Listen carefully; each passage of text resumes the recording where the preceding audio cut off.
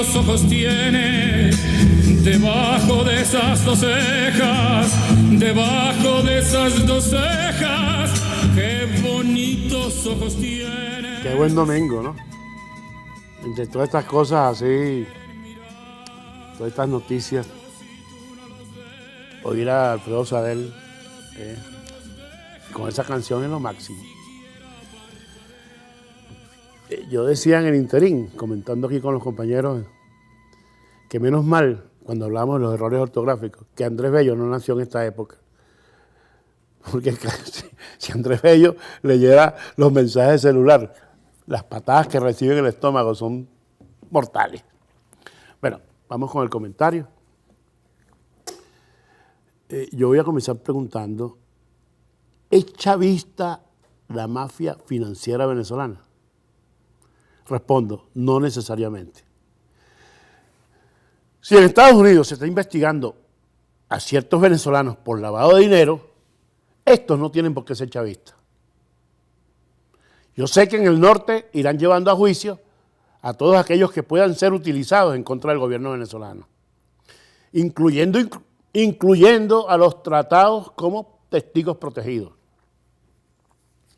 Sin embargo, me llama la atención que las denuncias sean cíclicas y administradas de acuerdo a las debilidades de nuestro gobierno.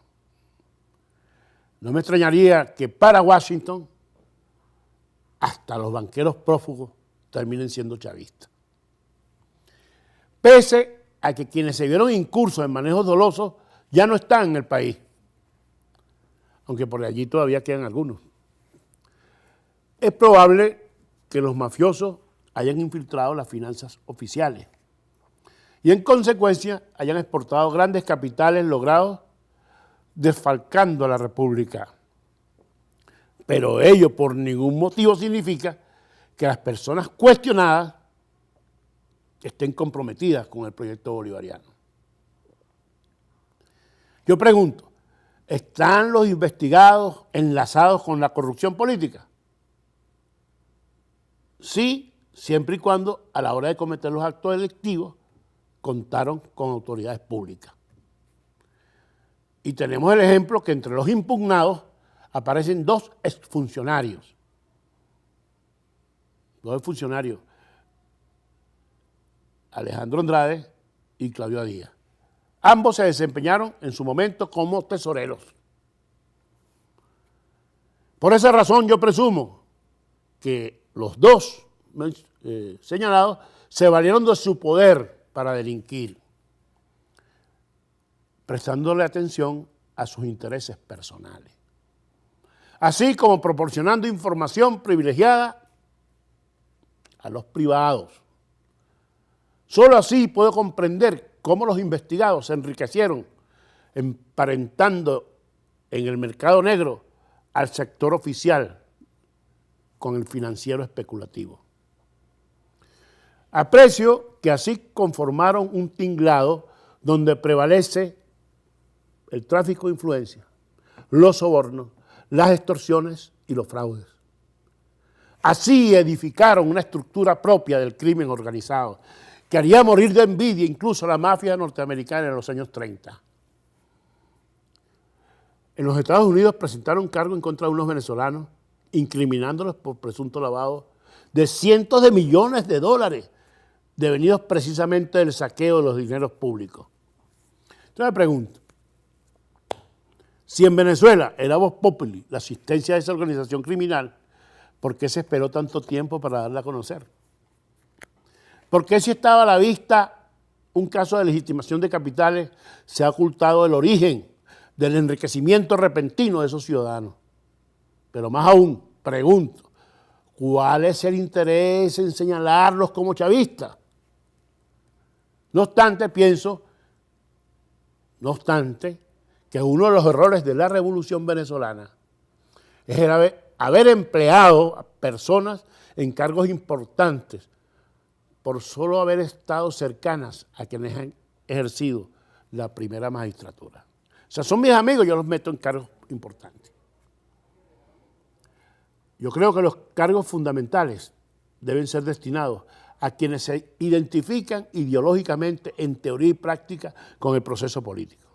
Lo contrario es dar pie para que los enemigos del proceso venezolano puedan argumentar que todo aquel sorprendido como infractor es chavista, a pesar que desde hace tiempo quienes robaron valiéndose del gobierno se fueron del país y llevan años domiciliados en los Estados Unidos.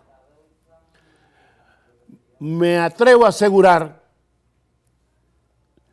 que la mayoría de esos residentes en Norteamérica, oigan esto, la mayoría de esos residentes en Norteamérica, venezolanos, sean o no opositores, son afectos al sindicato del crimen estructurado mediante el lavado de dinero robado a Venezuela. Da mucho que pensar que las autoridades estadounidenses están al corriente y se hagan las desatendidas. Quién sabe si adrede. No sería absurdo deducir que ellas, las autoridades de los Estados Unidos, están implicadas en esta conspiración. Todavía más cuando conocen con nombre y apellido a los venezolanos que financiaron mediante aportes secretos a Barack Obama en el año 2011 y a Donald Trump en el 2016. Ellos hicieron aportes a esa campaña. ¿Quiénes son los que pagaron indulgencias en la política estadounidense para cobrarlas a futuro? ¿Por qué ese país no objetó inicialmente las inversiones que se hicieron en su territorio mediante el lavado de miles de millones de dólares robados al Estado venezolano? ¿Por qué?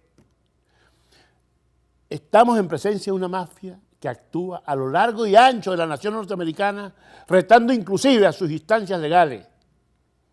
Ahora yo pregunto, ¿cierto o falso que se trata de una logia que se ha refugiado en el aspecto honorable de los financieros naturales? ¿Cierto o falso que debe ser muy importante el producto que fluye hacia la economía estadounidense para que haya imperado la impunidad? Se puede concluir que además de los Estados Unidos están los empresarios disfrazados de chavistas que para aprovecharse del Estado y beneficiarse de la corrupción son en definitiva opositores a la revolución venezolana. ¿Cierto o falso que los opositores más radicales han recibido dinero de los contratistas delincuentes? ¿Cierto o falso que a la hora de repartir el botín la mafia no distingue entre un gobernador, por ejemplo, y un ministro? Ahí viene el caso de una compañía de seguros cuyos dueños son los hermanos, creo, Castillo Bozo, que beneficiaron a un gobernador, para entonces gobernador de Miranda, y a otro ministro, para entonces ministro de Educación, por igual. Uno opositor y otro gobierno.